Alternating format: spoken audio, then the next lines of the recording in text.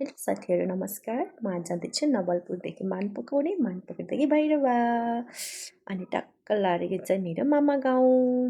म मामा घरमा गएर घुमेँ, मामा माइजू सबैजनालाई पनि भेटेँ अनि म फर्किएँ भैरवा। भैरवा आएर एक थाल भात खाएर म लाग्यो फुड स्लिप इन्जोय गर्न। अब सबैजनाले अब जसले सुन्नु भएको छ उहाँले सोच्नु होला फुड स्लिप त इन्जोय यस्तो राम्रो हुँदो रहेछ भनेर। अब यस्तो छ कि सबैजना घुमेर बिताउँछ नि त। अब घुम्नु मात्र ठुलो कुरा होइन, ठिकै छ, कहिलेकाहीँ त काम गर्नुपर्छ। अब ढाँटे जस्तो होला तर काम नगरेको त धेरै भइसक्यो। पहिला त घाँसको भारी र दाउरा गर्दा ठिक्क भएको थियो, जागिर खाएदेखि काम गरेको छैन। खासै खाना पनि पकाउन परेको छैन भनौँ जागिर खाएपछि।